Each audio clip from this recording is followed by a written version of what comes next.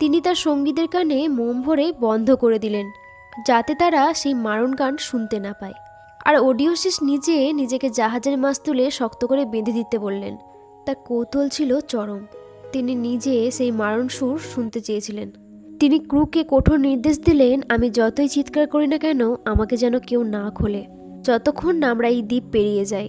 আমার আদেশ যেন কেউ অমান্য না করে। যখনই সাইরেনদের মোহময়ী গান ওডিওসিসের কানে পৌঁছালো, তিনি উন্মাদ হয়ে গেলেন। তিনি বাঁধন ছিঁড়তে চাইলেন, মুক্তি চাইলেন।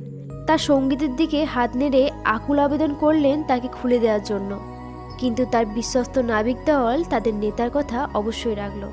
তারা চোখ বন্ধ করে দাঁতে দাঁত চেপে সেই দ্বীপ পেরিয়ে গেল। যখন তারা বিপদসীমা পার হলো, তখন ওডিওসিসকে মুক্ত করা হলো।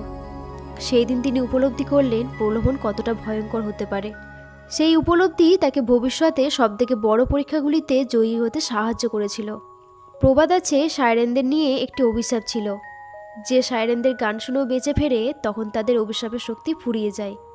ওডিওসিসের এই বিজয়ের পরেই সাইরেনরা নাকি তাদের পরাজয় মেনে নিয়ে সমুদ্রের গভীরতম অন্ধকারে ঝাঁপ দেয় এবং চিরকালের জন্য হারিয়ে যায়।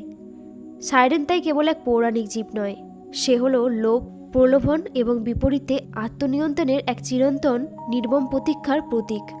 আজকের স্টোরি এখানেই শেষ। আপনাদের মেকআপ লুকটি কেমন লেগেছে অবশ্যই কমেন্ট করে জানাবেন। আর এরকমই নতুন নতুন ভিডিও দেখতে হলে আমার চ্যানেলটাকে অবশ্যই সাবস্ক্রাইব করবেন। নেক্সট কোন লুকে আমাকে দেখতে চাইছেন কমেন্ট করতে কিন্তু একদমই ভুলবেন না। এরকমই একটা ভিডিও নিয়ে আবার খুব তাড়াতাড়ি আসছি। আজকের মতো এখানেই শেষ। Tata, bye bye.